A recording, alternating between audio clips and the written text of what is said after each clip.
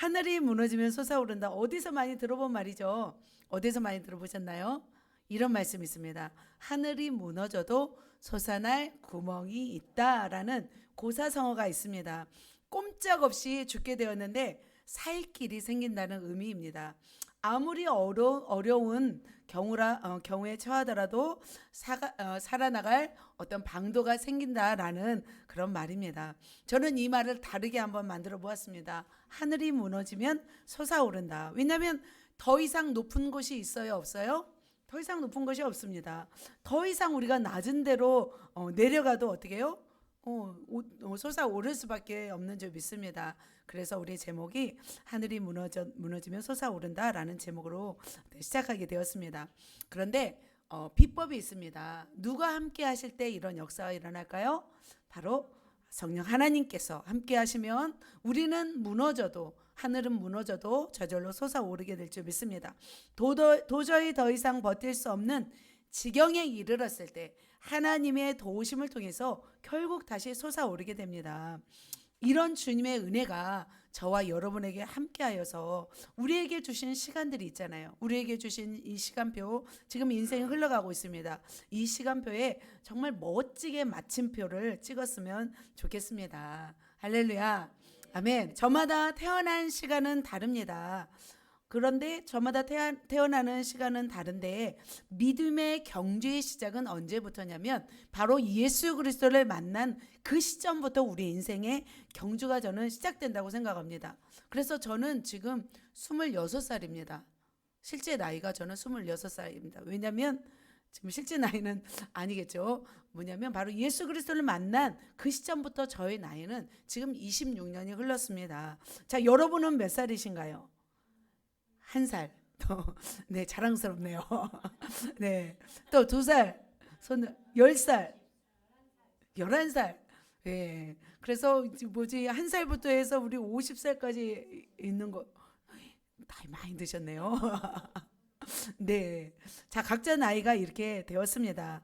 그렇게 우리가 예수 그리스도를 만나서 우리의 인생의 마침표를 싣는 그 시간까지 우리는 무엇을 그리며 나아가고 있냐면 그래프를 그리고 있습니다.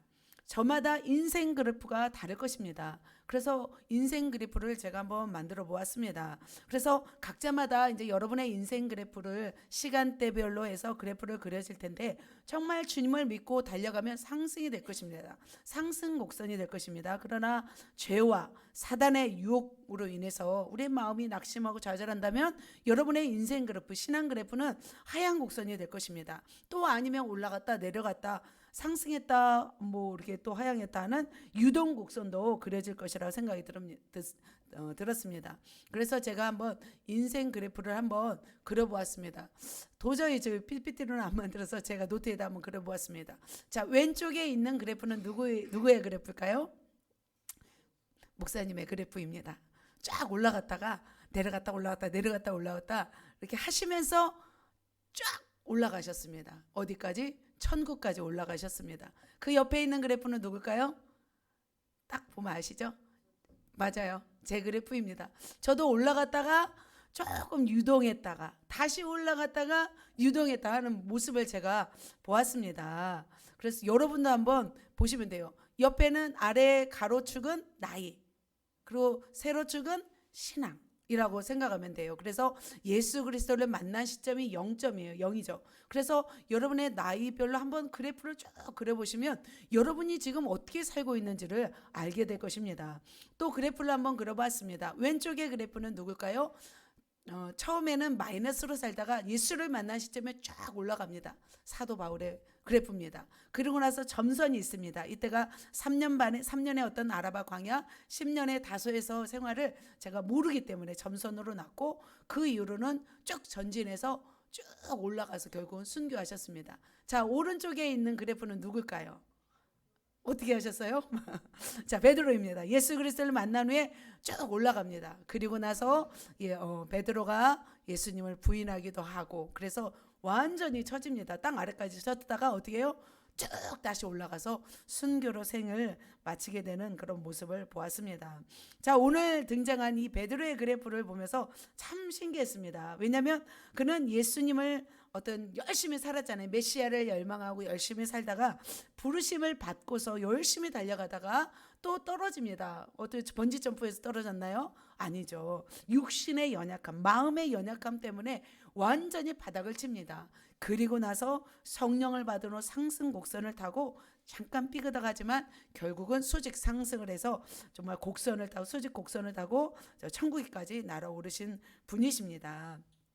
사랑하는 성도 여러분, 그렇다면 여러분은 어떤 그래프를 그리고 있는지요? 여러분은 어떤 그래프를 그리고 싶은지요? 상승입니까? 하향입니까? 유동입니까? 상승이 되어야 될 줄 믿습니다. 여러분 상승으로 살고 있습니까? 아멘. 상승으로 나아가야 될 줄 믿습니다. 그래서 오늘 우리에게 주어진 시간, 이 시간 남은 시간 가운데 우리가 굴곡지며 쓰러지며 나약하며 버틸 힘이 없어 때로는 허덕일지라도 우리와 함께 하신 주님을 의지한다면 우리는 반드시 어떤 곡선으로 나아갈 수 있냐면 상승으로 나아갈 줄 믿습니다. 그래서 우리의 인생 가운데 정말 주님 앞에 아름답게 쓰임받고 그리고 먼 훗날 내 인생이 정말 멋진 인생이었다라고 고백하시기를 예수님의 이름으로 축복합니다. 자, 오늘은 우리 인생과 아주 좀 비슷하지는 않지만 그래도 우리가 그분의 모습을 보면서 조금 우리가 위로도 받기도 합니다. 그 위로도 받을 수 있는 우리 베드로의 모습을 보면서 인생의 성공과 실패 그래프를 제가 한번 그려보았습니다. 그래서 하얀 곡선을 탈 때는 우리가 어떤 마음을 가지고 긍휼한 마음을 가지고 바라보시고 상승 곡선을 보시면서는 우리가 도전을 받으시기를 예수님의 이름으로 축복합니다. 그는 실패도 했습니다. 그러나 결국 승리해서 천국에서 별과 같이 빛나는 모습으로 면류관 받으시면서 축복받은 하나님의 사람이 되었습니다. 그래서 우리도 그의 성공적인 삶을 본받아서 수직 상승 곡선을 타고 날아오르시기를 예수님의 이름으로 축복합니다. 그렇다면 이제 본격적으로 베드로의 그 삶의 신앙 곡선이 어떠했는지 살펴보도록 하겠습니다. 그는 처음에 어떤 곡선을 탔어요? 상승 곡선을 탔습니다. 자, 상승 곡선 쫙 이렇게 쫙 올라갔습니다. 갈릴리 해변에 살았던 그는 어떤 직업을 가지고 있었냐면 베드로는 어부였습니다. 갈릴리 시골에서 생계를 이어가는 어떤 업을 통해서 살아가는 별 볼 일 없는 사람이었습니다. 그럼에도 불구하고 그는 누구로부터 부르심을 받았냐면 만왕의 왕 대신 예수 그리스도로부터 부르심을 받았습니다. 그래서 절대 순종하며 예수님이 부르시잖아요. 그의 인생을 온전히 주님께 올인하기로 결단하였습니다. 그러면서 이 베드로는 배와 그물을 버려두고 예수님을 따라다녔습니다. 예수님을 따라다니면서 그는 뭘 보았냐면 오병이어의 기적을 보았습니다. 수많은 병자들이 치유받는 모습을 보았습니다. 귀신이 쫓겨나가는 현장을 보았습니다. 그래서 이 베드로는 정말 예수님의 제자가 된 것을 굉장히 흡족히 여겼습니다. 그래서 자칭 예수님의 뭐가 됐냐면 보디가드가 되었습니다. 막 오지 못하게 하고 막고 보디가드를 하면서 나름대로 그의 사명을 감당했습니다. 그래서 가끔씩 또 베드로는 엉뚱한 소리도 하잖아요. 엉뚱한 소리도 하였지만 그는 예수님께 선택받은 어떻게 보면 일확천금을 받은 그런 정말 수지맞은 인생이라고 볼 수 있었습니다. 뿐만 아니라 이 베드로는 또 어떤 제자였냐면 바로 예수님이 12명 중에 한 명으로 선택을 받았습니다. 그 당시에는 수백 명이 예수님을 따랐습니다. 그런데 그 중에서 예수님이 12명 중에 한 명으로 또 선택을 받았고 또 뿐만 아니라 이 12명 중에서도 굉장히 급성장하게 되었습니다. 특별히 베드로, 야고보, 요한은 수제자급에 올랐습니다. 왜 그렇다면 예수님은 이 베드로를 특별하게 또 수제자로 또한 특별한 존재로 또 부르셔서 따로 데리고 다녔을까 또 생각을 해봤습니다. 왜 예수님은 베드로를 특별하게 이렇게 부르셨을까요? 왜 그랬을까요? 네, 제 생각에는 그렇습니다. 좀 더 열정이 많고 힘이 많았던 것 같아요. 그래서 다른 제자들을 통솔하였을 것 같아요. 그러니까 다른 제자들을 통솔할 수 있기 때문에 베드로를 더 챙기지 않았을까라는 생각이 들었습니다. 여러분 그렇게 생각되지 않나요? 네. 자, 본문에서 그런데 오늘 우리 본문 읽었잖아요. 본문에서 베드로를 데리고 특별한 곳으로 갑니다. 이 특별한 지역이 어디냐면 가이사라 빌립보라는 지역입니다. 이 지역에서 예수님은 특별하게 제자들에게 질문을 합니다. 어떤 질문을 하는지 같이 한번 읽겠습니다. 시작. 빌립보 가이사랴 지방에 이르러 제자들에게 물어 이르되 사람들이 인자를 누구라 아느냐. 이 질문에 어떤 답을 하느냐에 따라서 베드로가 엄청난 높아지는 그런 영광을 갖는 그런 순간이었습니다. 자, 가이사라 빌립보라는 지역은 이곳입니다. 잠깐 설명하면 갈릴리 바다 북쪽으로 40km예요. 40km 떨어진 헐몬산 기슭에 위치한 아름다운 마을이었습니다. 그래서 요단강이 흐르잖아요. 요단강의 주요 근원지였어요. 그래서 이스라엘 생수 근원의 한 50%를 차지하는 곳이 바로 가이사라 빌립보 이곳이었습니다. 그런데 이곳에서는 구약에서는 어떤 일이 일어나냐면 바알을 숭배하는 곳이었습니다. 굉장히 그러니까 우상 숭배하는 장소였습니다. 그리고 이 지역의 이름은 바니아스라는 이름이었습니다. 바는 사람, 바는 염소, 어떤 신이었습니다. 판신을 섬기는 이런 신전이 있었습니다. 그래서 이 판신은 풍요와 다산 그리고 어떤 신이냐면 살림의 신이기도 하였습니다.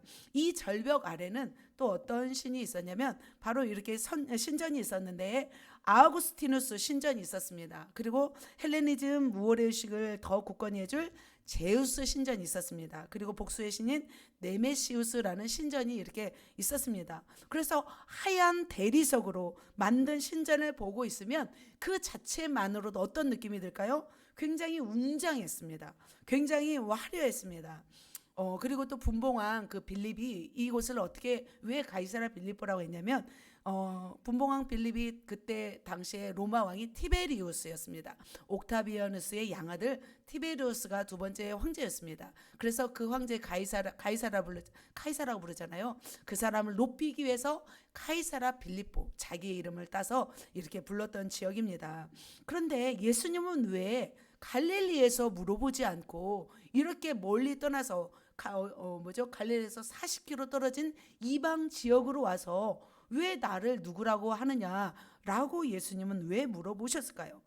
참 신기합니다. 유대 지역이 많은 지역이 있음에도 불구하고 특별한 목적을 가지고 이곳까지 왔다는 것을 볼 수 있습니다. 바로 이 화려하고 웅장한 신전 앞에서 예수님은 질문하셨습니다. 사람들이 나를 누구라 하느냐. 결국 뭐냐면 이곳이 누구를 숭배하는 곳이었기 때문이냐면 황제를 숭배하는 곳이었기 때문이죠. 그리고 진정한 왕이 누구인지를 그 제자들에게 물어보시기 위함이었습니다. 그러자 제자들이 말합니다. 더러는 세례요한, 더러는 엘리야, 더러는 예레미야라고 합니다. 예레미야 선지자 중에 하나라고 합니다. 라고 제자들이 말을 합니다. 그러자 예수님은 뭐라고 물어봤어요? 너희는 나를 누구라 하느냐? 너희는 나를 어떻게 생각을 하느냐? 라고 물어봅니다. 왜냐하면 다른 사람의 생각과 다른 사람의 신앙은 예수님이 원하지 않았어요. 누구의 신앙이 중요했어요? 바로 여러분의 신앙이 중요했던 거예요. 제자들의 신앙이 중요했던 거예요. 그래서 제자들의 너희들의 생각은 어떠하냐라고 중요한 물음을 했습니다. 그때 바로 제자인 베드로가 홈런을 날리는 대답을 합니다. 어떤 대답을 할까요? 시작. 살아계신 하나님의 아들이십니다. 주는 그리스도시요 살아계신 하나님의 아들입니다. 라고 와 정말 멋진 대답을 했습니다. 베드로는 유대인들이 그 당시 그토록 원하는 그분이 뭐예요? 그리스도 메시아. 그분이 바로 누구라고 했어요? 예수님이라고 고백했던 것이에요. 자, 예수님을 지금 1년에서 3년 동안 이렇게 따라다녔지만 처음으로 베드로의 입을 통해서 예수님이 누구라고 고백한 거예요? 그리스도, 주, 메시아라고 고백한 것을 이렇게 들었습니다. 그렇다면 예수님은 어떠셨을까? 이 고백을 들은 예수님은 너무나 기뻤습니다. 이제는 랍비가 아니었습니다. 더 이상의 랍비의 모습이 아니라 이제는 정말 주라고 이제 이들이 느끼는구나. 이제 내가 하나님이라고 이들이 이제는 믿는구나 라고 생각하니까 예수님은 너무 흐뭇한 거예요. 왜냐하면 목적이 그거였기 때문에 인간으로 오신 목적은 내가 하나님이라는 것을 인간들에게 말해주기 위해서죠. 그리고 나서 십자가에 죽으셔야 되잖아요. 인간이 아닌 사람이 죽으면 안 되잖아요. 그래서 베드로에게 어떻게 해요? 너무나 놀라운 축복을 합니다. 같이 읽습니다. 내가 내게 이르노니 너는 베드로라. 내가 이 반석 위에 내 교회를 세우리니 음부의 권세가 이기지 못하리라. 아멘. 예수께서는 베드로라는 이름을 주셨어요. 개발하는 이름은 페트라, 반석이라는 뜻이었습니다. 그런데 이 반석 위에 내 교회를 세우겠다 하십니다. 그 판신전, 지금 판신전이잖아요. 가이사라 빌립보, 강력한 바위 같은 그곳에 예수님의 기초, 바로 주는 그리스도시요 살아계신 하나님의 아들입니다라는 이 고백 위에 바로 무엇을 세우겠다고 하신 거예요? 교회를 세우겠다고 말씀하십니다. 그러시면서 베드로에게 중요한 열쇠를 주십니다. 무슨 열쇠를 주실까요? 천국 열쇠를 주십니다. 놀라운 비밀의 열쇠를 누구에게 주시는 거예요? 바로 베드로에게 주신 줄 믿습니다. 자, 천국 열쇠는 무슨 열쇠일까요? 바로 이거예요. 천국에 들어올 수 있게 하는 키를 의미하는 거예요. 그럼 베드로에게 뭘 주시겠다는 거예요? 복음, 천국 열쇠, 복음을 주시겠다는 거죠. 그래서 천국 열쇠는 천국의 문을 열어 사람들이 천국으로 들어올 수 있도록 하게 하는 열쇠를 의미한 거예요. 그런데 어떤 뜻이에요? 무엇이든지 매면 하늘에서도 땅에서 무엇이든지 매면 하늘에서도 매일 것이요. 뭐냐면 복음을 맡은 자들이 복음을 전하지 않으면, 복음을 증거하지 않으면 하늘에서도 하늘이 열리지 않는다는 거죠. 그런데 땅에서 무엇이든지 풀면, 이 뜻은 뭐예요? 반대로 땅에서 복음을 증거하고 예수 그리스도를 증거하게 되면 하늘에서도 어떻게 한대요? 천국문을 열어서 그들을 맞이한다는 뜻이죠. 이처럼 자, 베드로는 뭘 받았어요?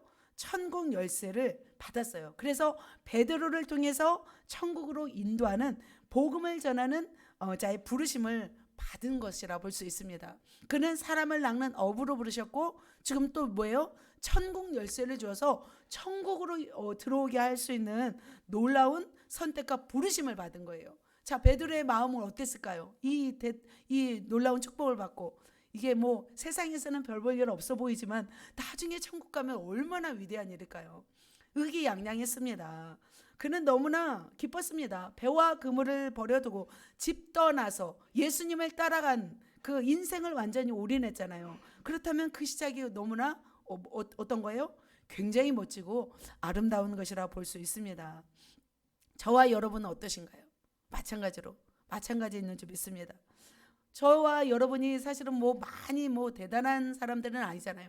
별 볼 일 없는 그런 시골의 사람들입니다. 그럼에도 불구하고 여러분을 택하시고 여러분을 부르셔서 여러분에게 무엇을 주셨어요? 하나님의 은혜를 주시고 제자로 삼아주시고 또 무엇을 주셨어요? 강권하심으로 인해서 천국 열쇠를 주신 줄 믿습니다. 여러분도 주는 그리스도시요 살아계신 하나님의 아들이십니다 라고 고백한다면 주님이 여러분에게도 뭘 주실까요? 천국 열쇠를 주신 줄 믿습니다. 그렇다면 우리는 어떤 사람이에요? 횡재한 사람입니다. 세상 사람의 80억 인구 중에서 여러분에게 지금 선택받고 여러분을 부르셔서 지금 천국 열쇠를 맡긴다면 정말 놀라운 하나님의 축복이 아닐까 싶습니다. 자, 그렇게 위대한 천국 열쇠를 받은 베드로는 이렇게 상승하였습니다. 그래서 얼마나 놀라웠어요. 그렇게 상승 곡선을 타고 날아올랐습니다. 저와 여러분도 지금 상승 곡선을 타고 날아오르고 있는 줄 믿습니다. 자, 그렇다면 베드로의 삶에 이렇게 계속적인 상승 곡선만 있을까요? 자, 이렇게 내가 천국 열쇠를 내게 주리니 했습니다. 자, 베드로의 인생 가운데 어떤 곡선도 있어요? 하얀 곡선도 있습니다. 자, 하얀 곡선은 조금 더 이렇게 쫙 내려가는데요. 자, 하얀 곡선을 세 가지로 제가 한번 말씀드리도록 하겠습니다. 베드로의 인생 가운데 무엇이 그를 하얀 곡선으로 만들었는지 세 가지입니다. 첫 번째는 영적인 무지함, 두 번째 마음의 연약함, 세 번째 육신의 약함입니다. 첫 번째로는 영적인 무지함으로부터 시작되어서 그의 하얀 곡선이 시작됩니다. 자, 마태복음 16장 21절입니다. 베드로의 좌절이 시작됩니다. 왜 좌절이 시작되었을까요? 바로 예수님의 순환을 예수님이 말씀하셨기 때문이죠. 내가 이제 왕이다. 내가 이제 메시아다 하고 나서는 이제 메시아로서의 모습이 아니라 이제 예수님이 어떤 삶을 살아야 된다는 것을 말씀하셨을까요? 말씀 읽겠습니다. 이때로부터 예수 그리스도께서 자기가 예루살렘에 올라가 장로들과 대제사장들과 서기관들에게 많은 고난을 받고 죽임을 당하고 제3일에 살아나야 할 것을 제자들에게 비로소 나타내시니. 자, 무슨 말씀인지 아시죠? 예수님은 이렇게 베드로가 주는 살아계신 하나님의 아들입니다라고 고백한 이때로부터 무엇을 말씀하셨냐면 순환을 말씀하십니다. 비로소 고난을 받고 죽음을 당해야 할 것을 그때서 말씀하시기 시작하였습니다. 자신의 고난과 죽음 그리고 나서 3일 후에 부활하실 것을 말씀하십니다. 그리고 메시아이지만 예수님이 메시아이지만 배척을 받고 죽은 후에 사흘 만에 다시 살아날 그런 영적 비밀을 말씀하시기 시작하였습니다. 자, 베드로는 그때 어떻게 했을까요? 베드로는 여러분 같으면 어떻게 할까요? 제가 죽어야 합니다. 제가 이제 이 교회 떠나야 합니다. 라고 말한다면 여러분 어떻게 할까요? 항변했어요. 주여 그리 마옵소서, 이 일이 결코 주께 미치지 아니하리이다 라고. 이게 단순한 고백인 것 같지만 예수님의 마음이 어땠을까요? 예수님의 마음이 힘들었죠. 괴로웠죠. 이제는 내가 하나님인 걸 알았으면 나는 이제 십자가의 길을 가서 이제 일을 이루어야 되는데 아이들이 발 붙잡고 이제 막 들어선 거죠. 엄마가 나가서 일을 해야 되는데 아기가 엄마 발을 붙잡고 못 가게 하는 거랑 똑같죠. 자, 이때서부터 베드로는 상상할 수 없는 일이었어요. 왜냐하면 예수님이 없는 삶은 그에게서 무엇이었어요? 죽음과 같은 삶이었습니다. 왜냐하면 예수님을 따르면서 그의 인생을 걸었기 때문이죠. 그러니까 예수님께 올인해서 집 떠나서 따르고 있는데 예수님이 죽는다 하시니까 그의 마음은 어떻게 해요? 예수님을 맞고 싶었던 것이었죠. 그러면서 예수님의 이 일이 예수님께 미치지 못하리다라고 하였습니다. 자, 예수님을 이렇게 사랑하고 열정적으로 맞고 베드로의 뜨거운 사랑이지만 이 행위는 어떤 행위였을까요? 하나님을 거역하는 걸까요? 거스르는 걸까요? 아니면 하나님을 돕는 일이었을까요? 하나님을 거스르는 행위였습니다. 그 출발이 인간적이었잖아요. 사랑과 뜨거운 열정이었지만 그것이 정당화될 수는 없었습니다. 오히려 하나님의 사역을 방해하는 사단의 도구가 되는 말이었습니다. 그러자 예수님은 이렇게 말씀하십니다. 예수께서 돌이키시며 베드로에게 이르시되, 같이 읽습니다. 사단아, 내 뒤로 물러가라. 너는 나를 넘어지게 하는 자로다. 내가 하나님의 일을 생각하지 아니하고 도리어 사람의 일을 생각하는도다 하시고. 그렇습니다. 베드로의 행위는 바로 메시아 되시는 예수님께서 걸어가야 할 그 구원의 길을 방해하고 하나님의 뜻을 어기도록 유혹하는 길이었습니다. 그래서 그리스도께서 고난을 받으셔야 되는데 고난을 받으시면 안 됩니다. 말리는 거죠. 그래서 예수님의 사역을 방해하였습니다. 마치 이제 광야에서 시험하였잖아요. 마귀가 돌을 떡덩이로 변하게 하라. 네가 하나님이면 어떻게 성전에서 떨어지면 천사들이 받쳐주리라. 나에게 절하면 온천을 너에게 주리라. 이렇게 어떻게 보면은 가장 연약함을 가지고 시험했잖아요. 마찬가지로 지금 베드로가 제자들의 수제자잖아요. 그러면 다 제자들이 베드로를 따라야 되는데 베드로마저도 예수님의 가는 길을 방해한다면 예수님이 어떻게 해요? 갈 수가 없는 거죠. 그래서 그는 영적으로 무지하였던 것을 볼 수 있습니다. 영적으로 무지하게 되니까 마음적으로 육신적으로 또 연약함이 옵니다. 자, 두 번째 그의 육신의 연약함을 보도록 하겠습니다. 마지막 십자가를 앞두고 겟세마네 동산에서 육신의 연약함을 통해서 예수님의 책망을 받습니다. 보면은 누가복음 22장에 이렇게 보였습니다. 예수님께서는 십자가를 지시기 전에 최후의 만찬을 하시고 그다음에 세족식을 하시고 그리고 나서 이렇게 일어나서 감람산으로 가서 이제 기도를 하시기 위해서 그곳으로 갑니다. 그리고 다른 제자들은 다 놔두고 베드로, 야고보, 요한만 데리고 돌 던질 만큼 가서 무릎을 꿇고 기도하는 것을 볼 수 있습니다. 예수님의 마음이 굉장히 고민하게 되었습니다. 그리고 나서 고민하면서 기도하셨습니다. 땀방울이 핏방울 떨어지듯이 그렇게 눈물로 기도하고 계시는데 제자들은 깨어있지 못했습니다. 그런데 주님은 이렇게 말씀하십니다. 뭐라고 말씀하시냐면 너희가 마음은 원이로되 육신이 약하도다 하였습니다. 사람마다 육신이 약한 사람이 있는 것 같아요. 그런데 그로 인해서 어떤 이제 결점이 생기냐면 가장 어떤 결정적인 순간에 넘어지게 됩니다. 베드로는 어떤 사람이었냐면 육신이 약하였습니다. 마음으로는 주님을 따르고 싶은데 육신의 피로 때문에 주님을 따르지 못한 것을 볼 수 있습니다. 그래서 주님이 이렇게 말씀하시죠. 두 번째 줄에 보면은 너희가 나와 함께 한 시간도 이렇게 깨어 있을 수 없더냐. 시험에 들지 않게 깨어 기도하라 하시면서 마음의 원이로되 육신이 약하도다 이렇게 말씀하고 있었습니다. 베드로는 어때요? 지금 피곤했어요. 그래서 피곤했기 때문에 정작 기도할 시간, 지금 예수님이 바로 몇 시간 있으면 잡혀가잖아요. 잡혀 십자가에 죽게 되잖아요. 그렇게 예수님이 죽으면 이 베드로는 어떤 마음이었을까요? 자기의 스승, 자기의 메시아가 죽게 되면 이제 홀로 남겨질 시간들. 그런데 바로 그때 깨어있지 못해서 결국은 실패하는 것을 볼 수 있습니다. 그런데 또 육신에 계신 베드로가 실수를 하게 됩니다. 그때 이제 대제사장들과 백성의 장로들이 파송하잖아요. 무기를 들고 몽치를 들고 예수님을 잡으러 왔습니다. 캄캄한 밤이라 누가 누군지 모른 거죠. 그때는 예수님의 나이도 그렇게 많지 않으신 나이였기 때문에. 그래서 가룟 유다가 와서 어떻게 해요? 입 맞추잖아요. 입 맞추는 자가 바로 예수님이다라고 이미 군호를 짜서 서로 어떤 신호를 했죠. 그러자 이제 가룟 유다가 와서 예수님을 입을 맞춥니다. 그러자 그들이 대제사장과 장로들에게 파송된 무리들이 누구를 잡아요? 예수님을 잡게 됩니다. 이때 베드로의 한 행동이 어떤 거였어요? 칼을 빼서 쳐버려요. 그죠? 누구의 종? 대제사장의 종? 말고의 뭘 쳐요? 귀를 쳐서 떨어뜨려 버려요. 귀를 잘라서 막 피가 철철 나는, 끔찍하죠. 생각만 해도. 그러자 예수님은 베드로를 책망해요. 오히려 베드로야 너 잘했다. 와 역시 보디가드야 라고 말하지 않았습니다.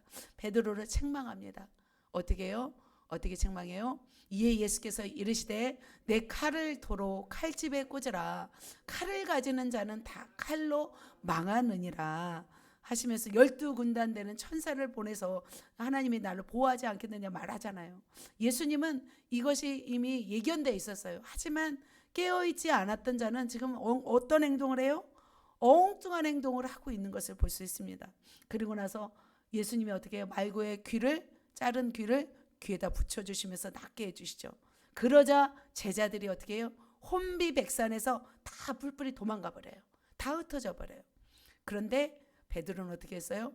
그래도 수제자인데 창피하잖아요. 그래도 도망가지는 않습니다. 십자가까지는 가지 않아도 대제사장의 집에까지 이릅니다. 자, 그렇다면 베드로의 세 번째 연약함입니다. 무엇의 연약함? 마음의 연약함입니다. 그는 누구를 3번 부인하냐면 예수님을 3번 부인합니다. 자, 다행히 베드로는 멀리 도망가지 않았습니다. 예수님이 대제사장의 무리에게 붙잡혀서 신문을 받고 있을 때 베드로는 어디에 있었냐면 바깥 뜰에 앉아 있었습니다. 그러자 한 여종이 나와서 어떻게 물어보냐면 너도 갈릴리 사람 예수와 함께 있었도다 라고 말합니다. 그러자 베드로는 어떻게 해요? 자, 같이 읽습니다. 베드로가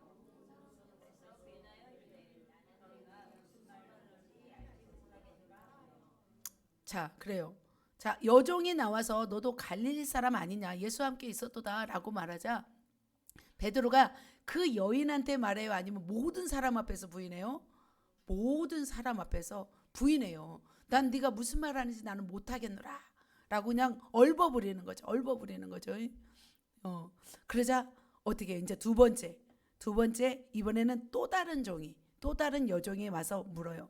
나사렛 예수와 함께 있었도다 라고 말하자 그는 또 어떻게 하냐면 이렇게 말합니다.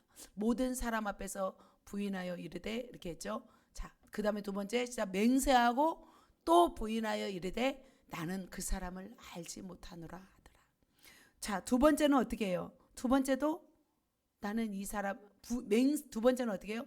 맹세하고 부인하여 이르되 나는 그 사람을 알지 못하노라 하더라. 베드로의 고백입니다. 좀 전까지만 해도 어떻게 해요? 내가 죽기까지 주님을 따르겠습니다 했던 사람이에요. 예수님이 죽는다 하니까 막았던 사람입니다. 그러나 여종이 와서 말하자 이렇게 맹세하고 부인하는 것을 볼 수 있습니다. 한 번 더 합니다.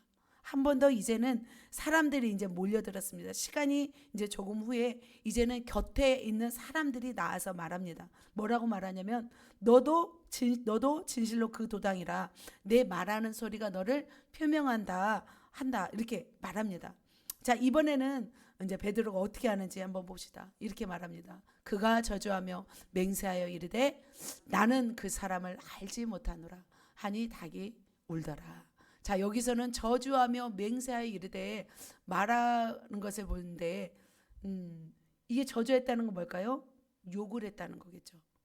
욕을 하면서 맹세를 했다는 것을 볼 수 있습니다. 베드로는 자신이 정말 그 예수님과 친하지 않는 것을 더 어필하기 위해서 예수님을 어떻게 해요? 욕까지 했습니다. 저주까지 했습니다. 그러면서 저주하며 맹세하여 이르되 나는 그 사람을 알지 못하노라 하였습니다. 그러자 어떻게 해요? 닭이 곧 울더라 라는 모습을 봅니다. 베드로는 뭐가 약했어요? 마음이 약했습니다. 자기 스승, 자기가 그렇게 헌신하고 사랑한 예수님을 저주까지 했습니다. 욕하고 저주까지 했습니다. 왜요? 무엇하기 위해서? 자신의 목숨을 부지하기 위해서 그렇게 부인하면서 맹세까지 하였습니다. 그는 두려웠던 것 같아요. 어떻게 보면은 두려웠고 그리고 또 예수님과 또 같이 십자가에 못 박힐 것을 본인도 이제 끌려가잖아요. 그런 것들이 너무 두려웠던 것 같습니다. 그런데 그 베드로가 완전히 양아치는 아니었던 것 같아요. 다음 절 한번 읽겠습니다. 이에 베드로가 예수의 말씀에 닭 울기 전에 내가 3번 나를 부인하리라 하심이 생각나서 밖에 나가서 심히 통곡하니라 이렇게 말하는 것을 볼 수 있습니다. 그러니까 이전에 예수님이 이렇게 말씀을 하셨어요. 어떤 말씀하냐면 너희가 나를 떠나리라 너희 중 하나가 나를 팔리라. 그러자 제자들이 나는 아니지요 나는 아니지요 막 이렇게 고백하잖아요. 그때 그 베드로가 말했어요. 어떤 말을 했냐면 이런 말을 했어요. 이제 다 기념을 합니다. 어떻게 말했냐면 내가 주와 함께 오게도 죽는 데에도 따라가기를 각오했나이다 라고 이렇게 베드로가 말했습니다. 그러자 그때 예수님이 오늘 닭 울기 전에 내가 3번 나를 모른다고 부인하리라 라고 이렇게 말한 것을 볼 수 있습니다. 그는 그렇기 때문에 이제는 양심의 가책이 올라온 거죠. 그리고 자신의 어떤 비굴한 모습을 보면서 그 말씀이 생각나서 심히 울었던 것을 볼 수 있습니다. 그런데 예수님은 어떻게 했을까요? 예수님이 멀찍이에서 쳐다봤대잖아요. 그 베드로를 쳐다봤을 때 더 이게 심중에 가증되었다고 합니다. 그런데 예수님은 이런 베드로를 어떻게 했을까요? 부활하시고 나서 와서 혼내줬을까요? 여러분 같으면 혼내줄까요? 예수님은 십자가에 죽으시고 부활하셔서 부활체의 모습으로 베드로를 찾아옵니다. 그리고 갈릴리 호숫가에서 물어봅니다. 어떻게 물어보냐면 시몬의 아들 요한아 내가 나를 사랑하느냐 3번 물으십니다. 그런데 3번 물으실 때 2번은 무엇을 물어보시냐면 아가페적인 사랑을 물으십니다. 네가 나를 영적으로 사랑하느냐 2번 물으십니다. 내가 주를 사랑하시는지 주께서 아시나이다 하죠. 3번째는 무엇을 물어보시냐면 필레오로 물어보십니다. 이 필레오는 뭐냐면 친구로서 나를 사랑하느냐 물어보십니다. 그는 영적인 사랑을 못했어요. 친구로서의 사랑도 약했어요. 그런데 예수님은 오히려 그를 어떻게 해요? 사랑했죠. 그 주님은 오히려 이런 베드로를 어떻게 했어요? 더 다시 내 양을 먹이라. 내 양을 치라. 내 양을 어떻게 해요? 먹이라. 다시 한번 말하고 있는 것을 볼 수 있습니다. 그러면서 사단이 이 예수님한테 베드로를 한번 주라고 했어요. 시험을 보기 위해서 청구했어요. 그런데 예수님은 어떻게 해요? 오히려 믿음이 떨어지지 않기를 기도했다고 말하고 있습니다. 밀가부르듯 하려고 요구하였으나 내가 너를 위해서 믿음이 떨어지지 않기를 기도하였느니 너는 돌이킨 후에 내 형제를 굳게 하라. 이제는 베드로에게 이런 말씀을 하신 것을 볼 수 있습니다. 결국 베드로도 누구 때문에 살아나는 거예요? 예수님 때문에 살아나는 것을 볼 수 있습니다. 저와 여러분도 마찬가지라고 생각합니다. 저와 여러분이 이렇게 살아있다는 것은 누가 우리를 위해서 중보하시기 때문일까요? 예수님. 베드로가 어떻게 보면 천국에서 위대한 사도지만 가장 비참하고 부끄러운 모습은 바로 이때가 아니었을까 생각합니다. 저와 여러분은 어떨까요? 생각을 해보시길 바랍니다. 여러분, 인간적인 사랑이 있습니까? 필레오 사랑이 있습니까? 아가페 사랑이 있습니까? 의리라도 있습니까? 저는 베드로가 여기서 의리도 없었다는 게 본인이 너무 괴로웠을 것 같아요. 세 번째 물어, 너는 의리라도 있냐 물어본 거예요. 세 번째는 네가 진짜 나를 사랑하느냐 물어볼 때 세 번째 필레오로 사랑한다는 것은 뭐냐면 네가 진짜 의리라도 있냐? 제자로서 의리가 있냐? 라고 물어보는 거죠. 자신을 사랑한 스승에 대한 의리마저도 내팽개치고 자기 살려고 저주까지 한 베드로의 모습입니다. 그 모습을 보면서 우리는 비웃을 수 있을까요? 우리는 비웃을 수 없을 것 같아요. 저는 오늘 그런 생각이 들었습니다. 또 이제 계속적으로 생각을 합니다. 만일 교회 문을 닫히게 되고 예배 드리는 사람을 다 체포해 간다면 오늘 몇 명이나 나올까 그 생각을 해봤습니다. 나오실 분 한번 손 들어 보실래요? 할렐루야. 제가 예전에 그 2007년도 그 중국 단기 선교 갔을 때 그때 굉장히 두려웠어요. 왜냐하면 공안이 막 잡으러 다니는 거예요. 정말 한국에서 온 복음을 전하는 사람 잡으러 다니고 교회를 핍박하고 그런 상태였습니다. 그래서 정말 공안이 온다고 그래서 창문을 다 닫고 거기서 우리가 워십하고 거기서 이제 복음 전하고 했던 기억이, 그래서 굉장히 쫄았었어요. 저는 길거리 다니면서도 쫄고 버스 타면서도 쫄고 그리고 막 광장에서 막 멋있게 막 외치지만 그러고 나서 얼른 도망가는, 왜냐하면 신고하면 바로 쫓아오니까 그런 시간이 있었습니다. 그런데 우리의 마음이 약하면 우리는 이것을 점검하고 강화시켜야 될 줄 믿습니다. 왜냐하면 약한 마음은 복음 사역에 있어서 굉장히 마이너스인 것 같습니다. 그래서 베드로는 이렇게 마음이 약했습니다. 어떻게 보면 그 시기가 이 베드로의 인생에 있어서 가장 처참하고 지우고 싶었던 시간이 아니었을까 생각이 듭니다. 자, 이처럼 베드로는 영적으로, 육적으로, 혼적으로 하얀 곡선을 그리면서 추락하였습니다. 여러분은 어떤 약함이 있습니까? 영적인 무지, 마음의 연약함, 육신의 연약함. 자, 1, 2, 3번. 몇 번 있습니까? 2번. 마음의 연약함, 육신의 연약함이 있습니까? 영적인 무지함이 있습니까? 우리는 이것이 있다면 어떻게 돼요? 하얀 곡선을 그리게 된다는 것이죠. 그래서 이것을 우리는 벗어나야 될 줄 믿습니다. 예수님은 어떻게 해요? 저와 여러분의 이런 모습을 포기하실까요? 포기하지 않으시는 분이신 줄 믿습니다. 하나님의 선택하신, 하나님의 부르신 자들은 내버려 두시지 않고 어떤 기회를 주실까요? 다시 역전의 기회를 주시는 줄 믿습니다. 베드로가 이제는 이렇게 완전히 바닥을 치고 정말 예수님을 부인하면서 거절했지만 180도 변화되어서 복음 사역을 감당하게 되었습니다. 그가 어떻게 상승했는지 보겠습니다. 세 번째입니다. 수직 상승 곡선을 그립니다.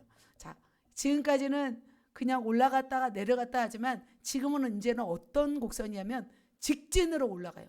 직진으로 올라가서 정말 놀랍게 날아오르는 모습을 봅니다. 자, 첫 번째 모습이 어떤 모습일까요? 자, 시작. 성령 충만과 능력의 삶의 모습인 줄 믿습니다. 자, 베드로의 수직 상승 기류를 타고 날아올라서 변화된 삶은 언제부터 시작되었냐면 예수님이 떠나가신 후부터 시작되었습니다. 자, 예수님이 찾아오셔서 그를 어떻게 위로하고 사랑을 해주셨어요. 그렇지만 베드로는 변했어요, 안 변했어요? 완전히 변하지 않았어요. 그는 어떻게 했냐면 하나님의 말씀을 기억하면서 마가의 다락방에 모였습니다. 그래서 120문도가 열흘 동안 기도하기 시작하였습니다. 오직 마음을 같이하여 기도하기 시작하였습니다. 그러자 놀라운 성령의 역사가 이렇게 임했습니다. 호련히 하늘로부터 급하고 강한 바람 같은 소리가 있어 그들이 앉은 온 집에 가득하며 마치 불의 혀처럼 갈라지는 것들이 그들 위에 보여 각 사람 머리 위에 임하여 있더니, 자, 이렇게 성령의 불이 그곳에 모여있는 120문도에게 임한 것을 볼 수 있습니다. 그래서 성령의 충만함을 받고 성령이 말하게 하심을 따라 다른 언어들로 말하기 시작하였습니다. 그것이 뭘까요? 방언이었습니다. 그곳에 있던 모든 사람들이 어떻게 해요? 다 세술에 취하였다. 조롱하였습니다. 그러자 베드로는 어떻게 합니까? 담대히 말하는 것을 볼 수 있습니다. 자, 베드로가 11 사도와 함께 서서 소리를 높여 이르되, 시작. 유대인들과 예루살렘에 사는 모든 사람들아, 이 일을 너희로 알게 할 것이니 내 말에 귀를 기울이라. 자, 그전 사람 베드로가 아니었습니다. 찌질한 베드로가 아니었습니다. 하나님의 큰 죄를 지고 어떻게 보면 큰 실수를 했던 베드로는 용서받을 수 없었던 베드로가 용서를 받고 이렇게 은혜를 받자 이젠 놀랍게 변화됩니다. 목숨 건 사람이 되는 것을 볼 수 있습니다. 그러면서 요엘서에 나타난 그 하나님의 말씀을 외칩니다. 나사렛 예수로 큰 권능과 기사와 표적을 너희 가운데 베푸사 그를 증언하심을 담대히 말하는 분이 누구예요? 베드로 사도였습니다. 그러면서 십자가에 너희가, 그러면서 아예 그냥 꽂아버립니다. 너희가 십자가에 못 박힌 이 예수를 하나님께서 주와 그리스도가 되게 하셨습니다. 되게 하셨음을 선포하는 것을 볼 수 있습니다. 그러자 사람들이 어떻게 해요? 지금까지는 이 베드로를 우습게 봤습니다. 그런데 이 말을 들은 사람들은 베드로와 사도들에게 이렇게 고백합니다. 어찌할꼬? 우리가 어찌할꼬? 그렇게 말하자 베드로는 회개하고 예수 그리스도를 믿고 회개하고 성령을 받으라 라고 말하고 있습니다. 그러자 그때 그 말을 받은 사람들은 세례를 받음에 이날의 신도가 몇 천이나 더하더라? 3천이나 더하더라. 이렇게 놀라운 역사가 있는 줄 믿습니다. 또 성전 미문에 앉았던 나면서부터 앉은뱅이, 나면서부터 걷지 못했던 사람을 베드로가 주목하잖아요. 그리고 걷게 합니다. 그리고 나서는 그 사람들이 믿는 자가 몇 천이나 돼요? 5천이나 되었던 것을 볼 수 있습니다. 이제 베드로는 거침이 없었어요. 이제 베드로에게 있어서는 뭐예요? 오직 예수로 인해서 이제는 날아오르는 시간밖에 없었던 거죠. 거침없고 담대하게 하나님의 말씀을 선포하기 시작하였습니다. 그러면서 이제는 충만하여서 백성의 관원들, 장로들에게까지 선포합니다. 사람들이 모두 놀라워하는 거예요. 왜 놀라워해요? 본래 학문이 없었던 그런 평범한 사람인 줄 알았는데 이상히 여긴 거죠. 놀랍게 하나님의 말씀을 능력 있게 전하는 모습을 보고서 막 그 사람들이 놀랐습니다. 그러자 공회에서는 이 베드로를 어떻게 하냐면 경고합니다. 예수의 이름으로 아무 말도 하지 말고 가르치지도 말라 합니다. 그런데 베드로는 어떻게 말씀하신지 아세요? 자, 이렇게 말씀하십니다.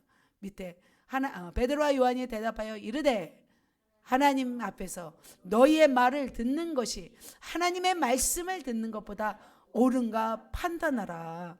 이제는 베드로는 두렵지 않았습니다. 그 전에는 두려워서 예수님을 저주하고 예수님을 모른다 이렇게 부인했지만 이제는 그렇지 않았습니다. 이렇게 사도들과 더불어 이제는 교회를 세웠습니다. 복음을 전하였습니다. 성령을 베풀었습니다. 고넬료 그 사건을 통해서 이방인에게도 복음을 전하고 안수했습니다. 그리고 감옥문이 열려서 베드로가 나오는 기적을 보기도 하였습니다. 가는 곳마다 성령의 역사가 일어났습니다. 그죠? 욥바에 사는 다비다라는 사람이 죽었잖아요. 병들어 죽었는데 그를 어떻게 해요? 살리는 것을 볼 수 있습니다. 루다에 사는 애니아가 어떤 8년 동안 중풍병에 걸려서 쓰러져 있는 그를 살리는 것을 볼 수 있습니다. 또한 베드로의 그림자라도 덮이가 침상째 메고 와서 베드로가 지나가는 길목에 서 있을 정도였습니다. 그래서 이제 그는 성령의 능력을 받아서 예수를 증거하고 예수님의 행하신 사역을 행한 것을 볼 수 있습니다. 그는 인생이 지금 어떻게 되었어요? 역전되었습니다. 뿐만 아니라 상승 곡선을 타고 날아오는 것을 볼 수 있습니다. 자, 여기서 멈추지 않았습니다. 베드로의 마지막 삶이 어떠했는지 한 번 더 보겠습니다. 두 번째, 시작. 십자가 지는 순교의 삶입니다. 자, 어떻게 그가 십자가를 졌는지 우리가 잠깐 살펴보도록 하겠습니다. 베드로는 예루살렘 교회에서 사역을 하시다가 이제는 뿔뿔이 흩어져 있는 교회들을 찾아가기 시작하였습니다. 어디에까지 찾아가셨냐면 베드로는 로마에까지 찾아오셨습니다. 그러니까 사도 바울도 4차 전도여행 때 로마에 갔잖아요. 근데 사도 바울과 동선이 겹치지 않게 살짝 겹치지 않게 이렇게 교회들을 돌아보며 교회를 세우면서 영혼들을 돌보기 시작하였습니다. 자, 사도 바울은 교회를 세우고 제자를 세워서 조직을 튼튼하게 완비했다면 베드로는 어떻게 해요? 한 번에 3,000명, 5,000명씩 회개하고 주께로 돌아오게 하는 강력한 부흥사라고 볼 수 있습니다. 그가 로마에서 성도들을 돌아보고 그 당시 막 성도들을 케어하고 있을 당시 어떤 사건이 일어났냐면 지난주에 말씀드렸던 네로 황제의 핍박 사건이 있었어요. 기독교 핍박이 그 당시에 있었던 거예요. 그래서 베드로는 어떤 인물이에요? 초대교회의 수제자잖아요. 최고의 어떤 예수님의 사도잖아요. 그래서 성도들은 어떻게 했냐면 이 베드로를 피신시키고 싶었어요. 왜냐하면 다른 교회 가서 또 성도들을 세워야 되기 때문에 베드로의 생명은 너무나 중요했습니다. 그래서 그는 핍박을 피해서 어디를 떠나고 있었어요? 로마를 떠나고 있었습니다. 왜냐하면 예수 믿는 사람을 잡아 죽이고 화형시키고 십자가 죽이고 잔인한 만행이 이 로마에서 벌어지고 있었기 때문에 강력한 사도인 이 베드로를 피신시키려고 했었어요. 그런데 어떻게 됐어요? 베드로는 모든 성도들이 죽어가고 핍박당하고 순교당하고 있을 때 목숨을 피하기 위해서 로마를 떠나가고 있었습니다. 그런데 전승에 의하면 그렇게 로마를 떠나가고 있을 무렵에 그는 환상을 보았습니다. 어떤 환상을 보았냐면 예수님이 십자가를 지고 로마로 가고 있는 모습이었습니다. 그러자 유명한 말이죠. 코바디스 도미네, 주여 어디로 가십니까? 라고 예수님께 물어봅니다. 그러자 예수님이 이렇게 말합니다. 나는 내가 버린 로마의 영혼들을 위하여 다시 십자가 지기 위하여 내가 로마로 간다 하시면서 십자가를 지고 로마에 가고 있었습니다. 예수님의 이 환상을 보고 베드로는 로마로 갑니다. 이제는 주저할 것 없이 찾아갑니다. 그리고 나서 자기는 예수님과 동일하게 십자가에 온전히 매달릴 수 없고 거꾸로 매달리겠다고 자처하고 결국은 십자가에 거꾸로 매달리게 되었습니다. 그리고 나서 가장 처참하고 가장 고통스럽게 베드로는 생을 마감합니다. 그리고서 그 셈이 수직으로 상승한 것을 볼 수 있습니다. 그리고 주님 품에 안긴 것을 볼 수 있습니다. 어디 보면 이 베드로의 삶은 파랑만장한 그런 인생이었다고 볼 수 있습니다. 그러나 베드로 사도의 삶은 너무나 아름다운 삶이었고 그의 멋진 행진은 바로 누구를 위한 행진이었어요? 주님을 위한 행진이었음을 볼 수 있습니다. 베드로의 이런 모습을 보면서 여러분 어떤 마음이 드신지요? 베드로의 인생 그래프는 이렇습니다.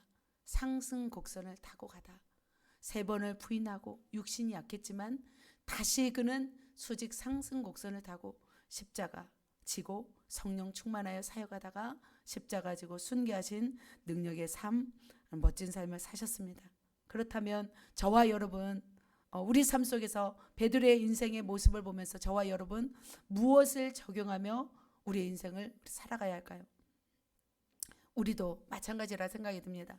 때로는 넘어지고 우리가 실패할지라도 우리는 신앙 성장, 상승 곡선을 타고 날아올라야 될 줄 믿습니다. 아멘. 저와 여러분도 참 우여곡절 끝에 여기까지 왔죠. 주님은 사랑하지만 마음이 약하고 육신이 약하고 삶이 공고하고 가족의 화합이 안 되고 질병이 있고 물질이 어렵고 참 많은 어려움이 있습니다. 주님의 뜻대로 살아가고 싶지만 때로는 그렇게 살지 못하여 허덕이면서 살고 있지는 않는지요. 완벽하게 살아가고 있습니까? 바울처럼 우리는 그렇지 않은 것 같아요. 우리는 그분처럼 좀 강력하지 않은 것 같아요. 그러나 우리가 낙심할 이유가 없습니다. 사랑하는 예수제자교회 성도님들 낙심할 이유가 없습니다. 왜냐하면 뭐가 있기 때문에? 보화가 있어요. 코로나 이후에 우리 예수제자교회는 강력하게 주님을 부르짖고 하나님의 뜻을 더 알기 위해서 달려왔습니다. 그 시간 속에서 뭘 받았냐면 하나님의 귀한 보화들을 발견했고 받았습니다. 코로나로 인해서 15,000개 교회가 문을 닫았습니다. 그 상황에 우리도 직면할 무렵에 우리는 어떻게 해요? 예배와 기도를 통해서 솟아난 줄 믿습니다. 또 작년 한 해는 어떤 일이 있었어요? 우리 교회 대표님의 부재로 인해서 하늘이 무너질 것 같은 소망이 없어 보일 때 우리가 누구를 바라봤어요? 주님을 바라보니까 우리는 어떻게 됐어요? 다시 솟아오르게 된 줄 믿습니다. 그때는 그랬죠. 우리에게 소망이 있을까? 과연 우리가 할 수 있을까? 이런 생각밖에 할 수 없는 상황이 벌어졌지만 우리가 어떻게 한마음 한뜻으로 주님을 바라보니까 다시 어떻게 되었습니까? 다시 솟아오르게 된 줄 믿습니다. 그러나 우리가 여기에서 안주하고 이제는 한 텀이 지났다고 해서 우리가 그냥 이제는 다 됐다고 생각하는 것이 아니라 저는 여기서 계속 나아가고 싶습니다. 여기서 만족하고 싶지 않습니다. 우리는 더 나아가서 솟아오를 뿐만 아니라 이 솟아오름이 확장돼야 될 줄 믿습니다. 그래서 Change the World입니다. 우리만 솟아오르는 것이 아니라 모든 사람에게도 솟아오를 수 있도록 우리가 도와야 될 줄 믿습니다. 저는 이번 주 하나님 나라에 대해서 많이 생각하였습니다. 교회를 많이 생각하였습니다. 어떻게 하면 이 교회가 주님이 원하시는 교회로 세워질 수 있을까를 생각하게 되었습니다. 어떻게 하면 하나님의 나라가 확장되고 어떻게 하면 교회가 바른 교회가 될까, 더 확장된 교회가 될까 생각을 하였습니다. 그렇게 생각하고 기도하였을 때 오늘 선교사님들을 만나게 되었습니다. 선교사님들에게 저는 무엇을 소개했냐면 우리 교회 그냥 교제 정도가 아니었어요. 그냥 어떻게 사십니까 정도가 아니라 저는 우리 교회 제자훈련 시스템, 성령사역의 시스템을 소개하게 되었습니다. 어떻게 하면 더 많은 사람을 살릴 수 있는지 노하우를 공개하고 실제로 적용할 수 있는지를 구체적으로 성교사님과 나누게 되었습니다. 그러면서 이제는 실제로 영적 노하우, 시스템 나눔을 과도하게 이제 우리가 시도할 것입니다. 그러니까 우리 교회에 주신 이 놀라운 것들을 이제는 나눌 수 있는 기회가 이제는 시작된 것이라고 볼 수 있습니다. 부족한 모든 사람이 그러잖아요. 부족한 성품 때문에, 상처 때문에, 육신의 양값 때문에, 또한 성령을 받지 못해서 다 나름대로 하얀 곡선을 타고 가요. 많은 분들이 예수님을 만나고 예수님을 믿고 나서는 다 선교지로, 목회자로, 다 교회에서 직분을 맡아서 돼요. 다 주님을 위해서 열심히 하려고 달려가지만 결국 무엇 때문에 쓰러지냐면 우리의 상처, 우리의 연약함, 우리의 육신의 정욕, 그리고 우리의 죄성들, 이런 것 때문에 다들 하향으로 떨어져 버립니다. 뿐만 아니라 뭐예요? 성령의 강권하신 능력의 역사가 없기 때문에 날아오르지 못하고 그냥 독수리로 불렀는데 뭐처럼 살아요? 닭처럼 살고 있는 거예요. 날아올라야 되지 않겠습니까? 그런데 이런 비밀들을, 이런 비결들을 이제는 공개하게 될 것입니다. 기대하시라. 개복방투 시작된 줄 믿습니다. 그래, 말씀을 맺습니다. 사랑하는 성도 여러분, 베드로는 로마의 핍박 속에서 강인한 믿음의 결단으로 수직 상승하고 타올랐습니다. 날아올랐습니다. 여러분 지금 상승하고 있습니까? 하향하고 있습니까? 할렐루야. 우리는 상승해야 될 줄 믿습니다. 우리가 지향해야 할 모습은 뭐냐면 상승 곡선을 타고 수직으로 날아오르는 것이 주님의 뜻이고 바로 우리가 맡겨진 우리의 인생을 아름답게 장식하는 것인 줄 믿습니다. 그래서 우리가 성령으로 충만하고 말씀으로 충만해서 또 우리 교회를 향한 그 하나님의 멋진 비전을 붙잡고 세계를 품고 오늘도 전진하신다면 베드로 사도처럼 멋지게 날아올라 멋지게 하나님 나라로 점프하실 줄 믿습니다. 모든 분들이 그렇게 되시기를 예수님의 이름으로 축복합니다. 아멘. 우리 옆 사람에게 우리 선포합시다. 어떻게 할까요? 상승해서 날아오릅시다. 수직 상승합시다. 제목이 뭐죠? 하늘이 무너지면 솟아오릅니다. 할렐루야. 우리 무너진 분이 있습니까? 우리 솟아오를 줄 믿습니다. 기도하겠습니다.